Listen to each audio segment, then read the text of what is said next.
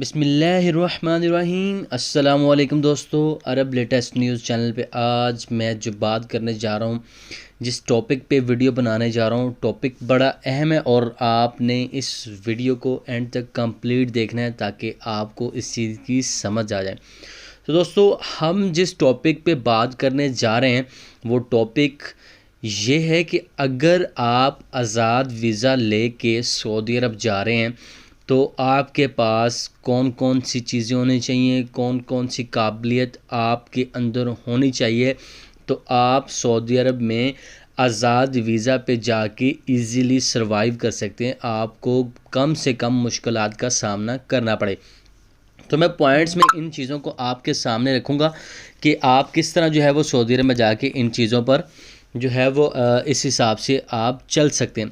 तो सबसे पहली चीज़ जो मैं आपके सामने रखूँगा वो ये है कि जब आप वीज़ा लेते हैं किसी बंदे से, तो आपको वीज़ा किस बंदे से लेना है वो मैं बताता हूँ कि आपने वीज़ा उस बंदे से लेना है जो जिस कफ़ील के पास जा रहे हैं आप, वो भी उसी कफ़ील के पास काम करता हो।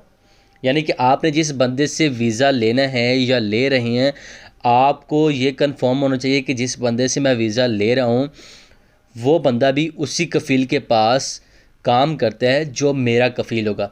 यानी कि उसको पता हो कि वो तंग नहीं करता, किसी किस्म के मसले खड़े नहीं करता, आपको बिला वजह फ़ीस जो है वो चार्ज नहीं करता, आपको किसी किस्म की मुश्किलात का सामना नहीं करना पड़ता। बहुत से केस इसमें चलते हैं, लोग इन मसलों में फंस जाते हैं कि यहाँ से जनाबे वाला आज़ाद वीज़ा किसी एजेंट से या किसी कंपनी से या किसी और से लेके यहाँ से आज़ाद वीज़ा पे चले जाते हैं। आज़ाद वीज़ा पे जैसे जाते हैं वहाँ पे पहुँचते हैं और वो बंदा उनको जो है वो घास नहीं डालता। अब होता ये है कि वो वहाँ पे फंस जाते हैं, वो कहते हैं जी आपको यही काम करना है, इसके अलावा आपके पास कोई ऑप्शन नहीं है। और वो क्या करता है जी, कफ़ील से कांटेक्ट करते हैं। कफ़ील को पता नहीं होता कि वो ये बंदा जी अब मेरे नाम पे यहाँ पे आ चुका है। अब जनाब वाला कफ़ील कहता है जी आप कौन है, मैं आपको जानता तक नहीं हूँ।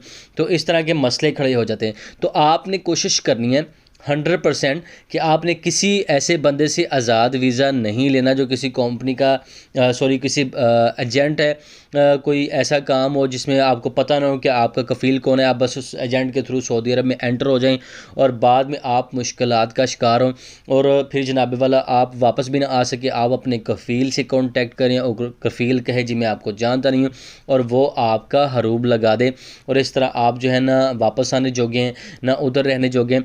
तो इस तरह के मसले खड़े होते हैं। नंबर 1 चीज़ तो मैंने आपके सामने रख दी। दूसरी चीज़ कि आप अगर किसी काम पे जा रहे हैं, यानी कि जिस काम पे आप जा रहे हैं आपके पास उसका हुनर होना चाहिए, यानी कि आपको उस पे फुल कमांड होनी चाहिए। अगर आप किसी टेक्निकल काम पे जा रहे हैं और आपके पास डिप्लोमा है तो ज़रूरी नहीं है कि आपके पास डिप्लोमा ही हो, आपको काम ना आता हो, आपको काम आना बहुत ज़रूरी है। इसी वजह से आप सऊदी अरब में आपको किसी भी मुश्किलात का सामना नहीं करना पड़ेगा, कोई आपको तंग नहीं करेगा।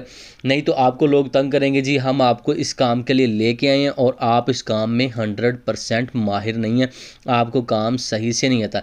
यानी कि एक बंदा ड्राइवर के वीज़े पे गया है, उसके पास अगर पाकिस्तान से गया है, इंडिया से गया है या किसी और मुल्क से गया है, तो उस मुल्क का एक अच्छा सा लाइसेंस, ड्राइविंग लाइसेंस उसके पास होना बहुत ज़रूरी है, ठीक है, ताकि वो बंदा उधर जाकर किसी मुश्किलात का सामना ना करना पड़े। अगर कोई टेक्निकल बंदा है, वो उसके पास डिप्लोमा और उस काम में माहिर भी हो, तो वो वहाँ पे जाके किसी मुश्किलात का शिकार नहीं होगा।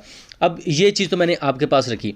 अब तीसरे नंबर पे जो चीज़ मैं आपके सामने रखने जा रहा हूँ वो ये है कि जब आप सऊदी अरब जाते हैं आज़ाद वीज़े पे, तो आपकी जेब में इतने पैसे होने चाहिए कि आप जो है वो सऊदी अरब में जाके कुछ दिन के लिए आप अपना जो है वो सिस्टम चला सके, आप अपना खाना पीना कर सकें। ये ना हो कि आप जनाब वाला आपको 1-2 माह वहाँ पे जाके काम देखना पड़े, काम ढूंढना पड़े, तो आप वहाँ पे जाके मुश्किलात का शिकार हो जाएं और आपके पास पैसे भी ना हो और आपको रोटी खाने के भी लाले पड़ जाएं और रहने के भी। सबसे पहली चीज़ जो मैंने नंबर 1 पे आपके सामने डिस्कस कर दी है कि आपके पास जो है कफ़ील ऐसा हो और बंदा ऐसा हो जिसने आपको आज़ाद वीज़े पे बुलाया, वो उसी कफ़ील के पास काम करता और वो आपको कोई ना कोई काम भी दिला दे, तो आपने इस तरह का जो है वो आज़ाद वीज़ा लेना है।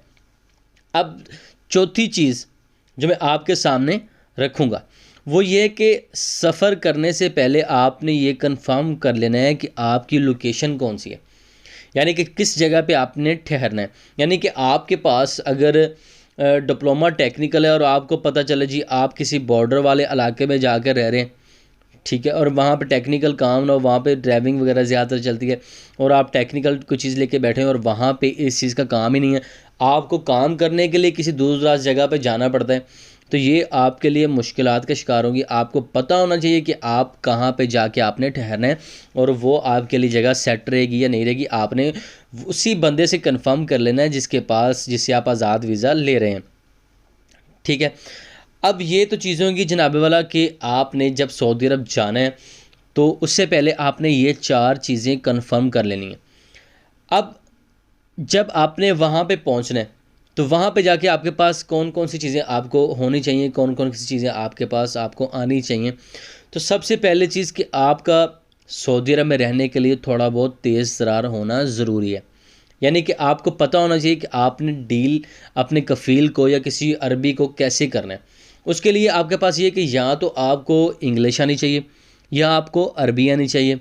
तो आपने जो पहले जो है वो अरब कंट्री में जा चुके हैं उनके लिए तो कोई मुश्किलात नहीं होगी, क्योंकि उन्होंने जो है वो पहले अरबी सीखी होगी और वो हर बंदे को डील करना जानते होंगे। या फिर ये कि आपको थोड़ी बहुत तो इंग्लिश आनी चाहिए, क्योंकि आजकल हर बंदे को पाकिस्तान, इंडिया, बांग्लादेश जो भी किसी कंट्री से आता है थोड़ी बहुत इंग्लिश तो आती है, तो इतनी सी तो आनी चाहिए बेसिक इंग्लिश कि आप उसको गाइड कर ले, आप उससे बात कर सकें। अगर आपको ये 2 चीज़ें नहीं आती, यानी कि अगर अरबी तो थोड़ी सी भी नहीं आती और इंग्लिश भी नहीं आती, तो आप जो है वो एक कमरे तक महदूद हो जाएंगे। वहाँ से आप निकलेंगे भी तो किसी से आप बात नहीं कर सकेंगे, किसी को रास्ता भी नहीं पूछ सकते, तो आपके लिए बहुत सारी मुश्किलात क्रिएट होंगी, ठीक है। और उससे पहले एक चीज़ ये कि जब आप एंटर हो चुके हैं तो आपने जाते पहले चीज़ें कंफर्म करनी है कि सऊदी अरब में रहने के लिए मुझे कौन कौन सी चीज़ें रिक्वायर हैं। यानी कि एक तो आपने 3 माह के अंदर अंदर आपने अपने कफ़ील से कहना जी मुझे अकामा बना के दे, ताकि मैं कहीं आने जाने जगह बन सकूं। यानी ये ना हो कि आप जनाबे वाला आपको पता ही ना हो और आपके पास अकामा भी ना हो, तो अगर आपने 3 माह के अंदर अंदर नहीं बनाया तो आप किसी मुश्किल का शिकार हो जाएंगे। और ये कि जब भी आपने बाहर निकलना है तो आपके पास जो है वो पासपोर्ट होना लाजमी है सऊदी अरब में, आप जहाँ भी निकल रहे हैं। अगर आपके पास 3 माह नहीं गुजरे और इकामा नहीं बना तो आपने अपने कफ़ील से कहा कि 3 माह के अंदर अंदर इकामा बनाना है। उसके अलावा आपने अपना पासपोर्ट अपने पास रखना है ताकि किसी मुश्किलात का शिकार ना हो। और जिस जगह पे आप गए आपने कोशिश करनी है कि 3 माह से पहले या इकामा बनने से पहले आप उस जगह से बाहर कम निकलें, क्योंकि अगर आप निकलेंगे किसी और एरिया में जाएंगे और वह देखेंगे कि यह बंदा फ़लाँ जगह पे है काम करने के लिए और फ़लाँ एरिया में फिर रहे हैं, तो आप मुश्किलात का शिकार हो सकते हैं, ठीक है दोस्तों। तो आपने इन चीज़ों का सऊदी अरब में एंटर होते हुए ख्याल रखना है। उसके अलावा आपको किसी किस्म की भी हेल्प चाहिए तो आप मुझसे जो है वो कमेंट में मैसेज करके आप हेल्प मांग सकते हैं। तो होपफुली आपको इस चीज़ की समझ आ चुकी होगी कि आपको सऊदी अरब में जाने से पहले और सऊदी अरब में पहुंचने के बाद किन चीज़ों का ख्याल रखना है। आज़ाद वीज़ा लेते हुए बहुत एहतियात करनी चाहिए, क्योंकि आजकल सऊदी अरब में बहुत से हालात ख़राब हैं। आज़ाद वीज़ा को लेके लोग बहुत सी मुश्किलात में फंसे हुए हैं। और मेरा ख़ुद का एक कज़न है जो अभी कुछ दिन पहले सऊदी अरब में आज़ाद वीज़ा पे गया है और वहाँ पे जाकर पता चला जी कि जिस बंदे के पास वो काम कर रहा था उसके कफ़ील का तो पता ही नहीं था, उससे तो बाद में कांटेक्ट किया, लेकिन जिस बंदे के पास गया है वो एक मंदी का काम सऊदी अरब में बोलते हैं वो कर रहा था, जो सऊदी अरब में गैर कानूनी है जी। वो 1 रुपया ऊपर रख के लोगों को रेट दे रहे थे और पाकिस्तान में पैसे ट्रांसफ़र कर रहे थे, जिसकी वजह से वो कुछ दिन जो है वो जाती बेचारा जेल में रहा। तो बहुत सी मुश्किलात का शिकार हुआ है वो। और उसके बाद जनाबे वाला मेरे अंकल जो पाकिस्तान से गए हैं उन्होंने जाके उसको जेल से छुड़वाया और अभी वो किसी और बंदे के पास काम कर रहे हैं। कफ़ील का पता किया है, उसके पास पहुँचे हैं, कफ़ील को पता ही नहीं है कि वो बंदा सऊदी अरब में मेरे नाम पे आया हुआ है, और फिर जाके उसको जेल से निकलवाया 15 दिनों के बाद। तो दोस्तों आपने इन चीज़ों का ख्याल रखना है कि सऊदी अरब जाने से पहले आपने हर चीज़ कंफर्म करनी है, काम कौन सा है, काम किस तरह का है, कफ़ील तंग तो नहीं करता, इन चीज़ों का ख्याल रखना है। So thank you so much. Next video का इंतज़ार कीजिएगा। अल्लाह हाफिज़।